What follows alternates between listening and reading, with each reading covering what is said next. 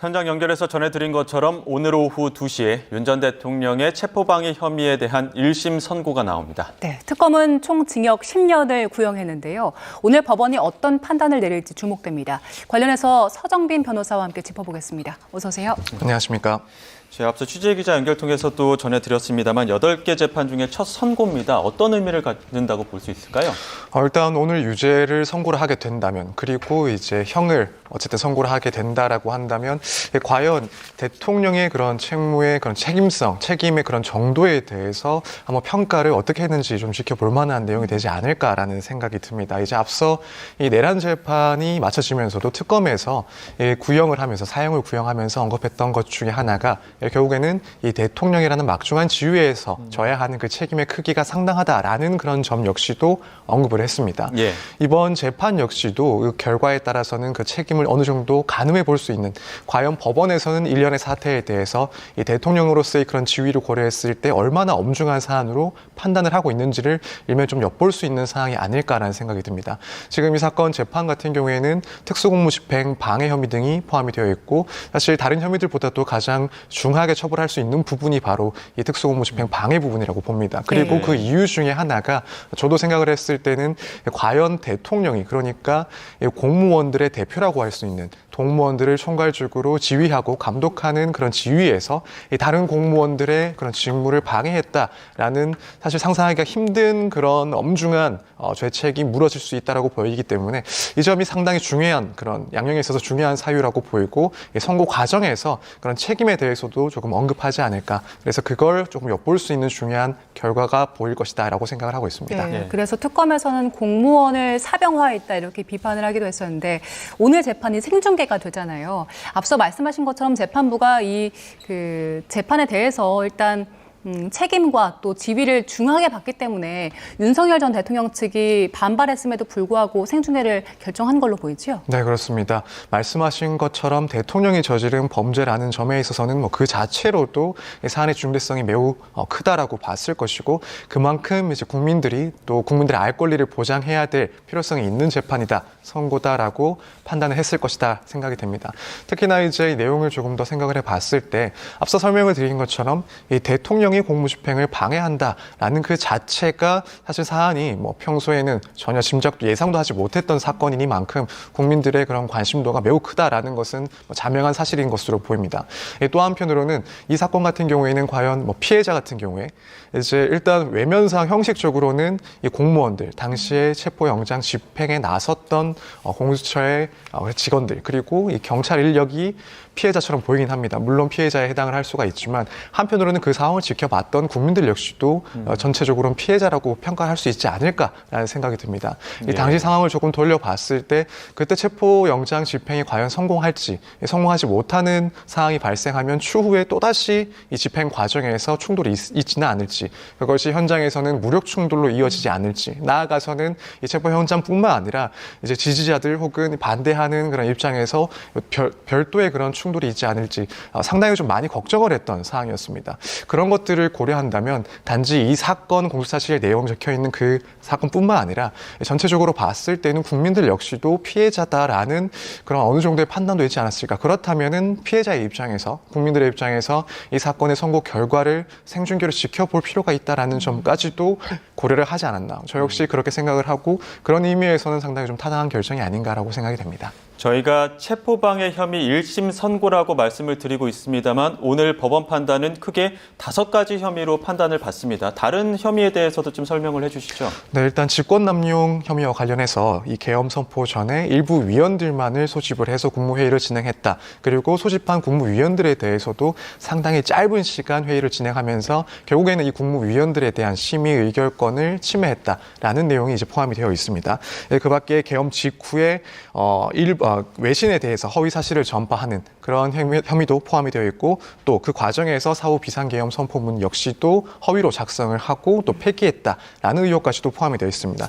그 밖에 이제 비화폰과 관련해서 이 서버 내역을 삭제하도록 이 증거인멸을 지시했다라는 혐의까지도 포함이 되어 있어서 총 5가지의 혐의가 이 재판에 지금 포함되어 있는 그런 상황입니다. 예, 그 특검이 구형했던 것 중에서 형량이 가장 높았던 게 체포방해 관리 혐의였습니다. 5년을 구형했는데 결국에는 그 재판 과정에서 경호처 직원들이 총을 사용하라는 지시를 했다. 이런 취지의 진술들이 많이 나왔기 때문에 여기를 좀 중하게 봐야 될 것 같아요. 네, 그렇습니다. 여러 증거들이 존재를 하고 있지만 그중에서도 구체적으로 윤석열 전 대통령의 발언이 있었다라는 그런 진술들이 아무래도 가치가 더 높게 평가를 받을 수밖에 없습니다. 물론 해당 진술이 명확하게 나오지 않았다 하더라도 사실 당시 상황이 공개가 됐었기 때문에 당시 상황이 다 중계가 됐었기 때문에 이렇게 조직적으로 법원의 영장 집행을 방해한다라는 그런 사건에서 과연 대통령이 전혀 그것을 모르고 있었을까 혹은 지시가 없었을까 그걸 생각해 보면 사실 그 밖의 증거들도 충분히 이미 제출이 되었다라고 생각이 되고 어느 정도 충분한 증명이 됐다라고 생각이 됩니다. 뭐 그럼에도 불구하고 가장 이제 중요도가 높은 것은 결국에는 이제 경호처의 간부 혹은 경호처의 직원들의 진술일 수밖에 없습니다. 그리고 말씀하신 것처럼 윤 전 대통령으로부터 뭐 총을 사용하라, 뭐 총을 휴대하라 이런 것들을 보여줘라 이런 이야기들을 들었다거나 혹은 간접적으로 또 들었다라는 진술들이 확보가 되어 있는 상황이기 때문에 재판부 입장에서는 여러 증거들을 종합하면서도 말씀드린 이 해당 진술 증거들의 그런 가치를 가장 높게 평가를 할 것으로 보입니다. 그러니까 윤 전 대통령 측은 전해 들었다 이런 전원 증거만 있을 뿐이고 또 핵심 간부들도 어떤 지시라고 이해했다라는 발언을 하다 보니까 그 이해했다라는 반복적인 표현 자체로도 진술의 신빙성이 떨어지는 것 아니냐 이렇게 주장을 하고 있거든요. 네, 결국에는 윤 전 대통령이 명확하게 뭐 총을 휴대하라는 워딩을 했다라는 얘기는 없지 않느냐, 혹은 체포를 방해하라라는 그런 지시를 구체적으로 한 것은 아니지 않느냐. 그래서 이런 진술들의 가치는 떨어진다라는 주장을 하고 있는 것으로 보입니다. 일단 뭐 윤 전 대통령 측에서는 혐의를 부인을 하고 있고 또 혐의를 부인하는 내용 중에 하나도 내가 지시를 한 사실이 없다라는 것을 주장하고 있기 때문에 할 수 있는 논리 구성이라고는 보입니다만 결국에는 판단을 했을 때 법원에서 이런 진술들이 다수 존재한다라고 한다면 이제 물론 직접 들었다라는 그런 진술 증언보다는 가치가 떨어진다고 평가를 할 수는 있습니다만 이 다수의 진술들이 보인다라고 한다면 결국 그 내용들이 사실에 가깝다는 평가를 할 수밖에 없습니다. 그리고 이런 진술 내용에 부합하는 당시의 상황들이 보인다. 간접적인 혹은 정황적인 내용들까지도 확인이 된다라고 한다면 결국에는 종합을 했을 때 이런 취지들이 상당히 인정될 가능성이 높아질 수밖에 없습니다. 그래서 지금까지의 재판 과정들 그리고 언론을 통해서 나온 그런 재판에서의 모습들을 고려한다면 이런 진술의 신빙성이 떨어진다라고 판단하기는 상당히 힘들다. 모든 것들을 종합했을 때는 이 진술들 역시도 종합을 해서 상당한 가치를 인정받을 것이다라고 전망을 하고 있습니다. 네. 특검은 10년을 구형했고요. 법조계 보니까 5년에서 7년 정도 예상을 하더라고요. 어떻게 전망하세요? 일단 5년에서 7년 예상을 하는 것은 통상적인 사건들과 비교를 했을 때 상당히 좀 안전한 전망이라고 볼 수 있을 것 같습니다. 일반적으로 형사 재판에서 검찰이 구형을 하면 법원에서 유죄를 인정했을 때는 절반에서 뭐 3분의 2 정도 선고를 하는 것이 보통이기 때문에 아마 이제 그 기준에 따르면은 결국 10년 구형을 했으니 5년에서 7년 정도 사이가 나오지 않을까. 상당히 보통의 사건들과 비교했을 때의 그런 의견인 것 같습니다. 다만 이제 개인적으로는 7년 이상 나올 가능성이 상당히 높지 않나, 통상적인 사건과는 비교하기 힘들다라고 보고 있습니다. 일단 뭐 예를 조금 들어보자면 양형 기준이 있습니다. 이제 공무집행 방해에 대한 양형 기준표가 있고 여기에 양형 기준과 조금 결부를 시켜봤을 때 어떤 평가를 할지 한번 따져보겠습니다. 가중 요소 중에 하나가 이제 비난할 만한 그런 동기가 있느냐. 그런데 지금 이 사건 같은 경우에는 결국에는 이 경호처 직원들을 사병화해서 이 체포를 방해하려고 하는 혐의라고 보기 때문에 동기는 상당히 비난할 만하다라고 생각이 됩니다. 그리고 단체 다중의 위력이 있었느냐. 이 부분 역시도 명확하게 다중의 위력이 있었고요. 또 피해 공무원이 다수인가도 따지게 되는데 이때 집행에 나섰던 공무원들 역시 뭐 100명이 넘는 수백 명이 피해자가 될 수 있기 때문에 이 부분 역시도 가중이 될 겁니다. 그리고 방해의 정도가 중한가는 앞서 설명을 드린 것처럼 대통령이 경호처 직원들을 이용해서 영장 집행을 방해했다라는 것은 뭐 그 이상의 중한 내용들을 찾기가 힘들 정도로 상당히 심각한 범죄라고 생각이 됩니다. 거기다가 피지휘자에 대한 교사인가, 그러니까 이 공무집행 방해의 형태가 아랫사람들이 이용해서 한 것인가 역시도 따져보게 되는데 이 부분 역시 사실은 포섭이 된다라고 봐야 되고, 그러면 양형 기준에 적혀 있는 대부분의 그런 사정들, 불리하게 적용될 수 있는 사정들이 모두 포섭이 된다라는 생각이 됩니다. 사실 양형 기준에 의하더라도 가중 영역은 1년에서 4년 정도로 일단 설정을 해놨습니다. 다만 지금 이 사건 같은 경우에는 그런 기준 역시도 사실 무의미하지 않나. 말씀드린 것처럼 이 공무원의 공무 집행을 방해하는 그 주체가 공무원을 대표하는 대통령이다라는 예. 것은 일단 일반적인 사건과는 비교 자체가 불가능할 정도의 죄질로 평가를 받을 것이다라는 생각이 듭니다. 거기다가 이 공무의 내용은 결국 이제 법원에서 발부한 영장을 집행하는 것이었는데 이 사법부의 그런 권한을 무시하고 정부의 수장이 이런 행위에 나섰다라는 것 자체도 결국에는 권력 분리 원칙에 대한 상당한 도전이다. 사법 질서에 대한 큰 도전이다라고 평가를 할 수밖에 없을 것 같습니다. 그렇기 때문에 이런 점들을 고려하면 7년 이상 선고 가능성이 높다라고 봅니다. 저희가 그때 당시의 화면을 계속 보여드렸습니다만 그때 당시에 이 체포영장 집행을 거부하고 방해하고 경호처를 동원한 배경 중에 하나는 이 공수처가 수사할 수 있는 권한이 있느냐 이 부분이었거든요. 오늘 법원 판단에서 이 부분도 좀 결정이 내려질까요? 네, 이 부분에 대해서도 어느 정도 판단을 할 것으로 보입니다. 이제 물론 판단을 적극적으로 하느냐 혹은 소극적인 범위 내에서 판단을 하느냐 차이는 조금 있을 것 같습니다. 지금 윤 전 대통령 측에서 주장하는 것은 결국 이제 공수처에 권한이 없는 상태에서 수사 권한이 없는 상태에서 발부를 받은 영장이기 때문에 위법한 영장이고 집행 역시 또 위법하다. 따라서 공무집행 방해죄가 성립할 수가 없다라는 논리입니다. 이 부분은 이제 내란 재판에서도 마찬가지로 주장을 하고 있는 혐의고요.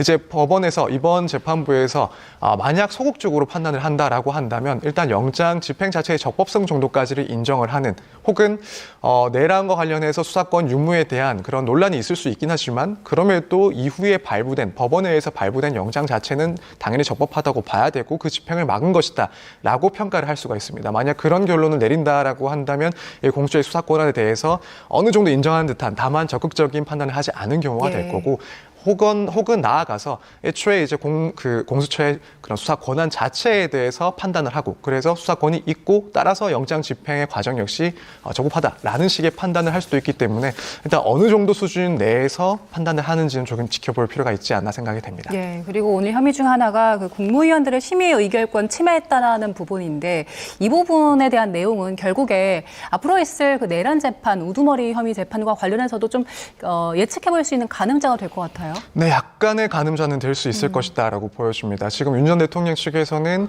결국에는 계엄을 선포할 수 있는 권한은 대통령에게 있는 것이고 국무위원들은 거기에 대해서 심의 의결을 할 수 있긴 하지만 결국에는 조언적인 역할을 하는 것뿐이기 때문에 권한을 침해하는 것이 아니었다라는 주장입니다. 다만 이제 오늘 재판부에서 당시의 사실관계들을 이제 확정을 할 것인데 특정을 할 것인데 그 상황에 따라서는 이후에 그 사실관계에 따라서는 이후 내란 재판들에 대한 어느 정도 기준이 제시가 될 수 있을 거라고 보입니다. 예컨대 이번 사태에서 어떠한 내용 때문에 국무위원들의 그런 표결권을 침해한 것이다, 권한을 침해한 것이다라고 한다면 이 계엄 선포 과정에서 적법한 그리고 헌법에 합치되는 그런 절차들이 없었다라는 의미가 되는 것이고 그렇다면 결국 이 계엄 선포 자체가 적법하지 못한 부적법한 상태에서 의도가 되고 계획이 됐던 그런 내란 행위가 아니냐라는 평가를 받을 수가 있습니다. 따라서 이 부분 사실관계를 어떻게 특정하는지 나아가서는 권한 침해가 있었는지 없었는지를 따지게 되면 이제 내란과 관련된 재판에 있어서도 이 계엄이 내란에 해당할 가능성이 높다라는 어느 정도의 지표가 될 수도 있지 않나 생각이 됩니다. 네, 여기까지 듣겠습니다. 지금까지 서정빈 변호사와 함께했습니다. 고맙습니다. 고맙습니다. 감사합니다.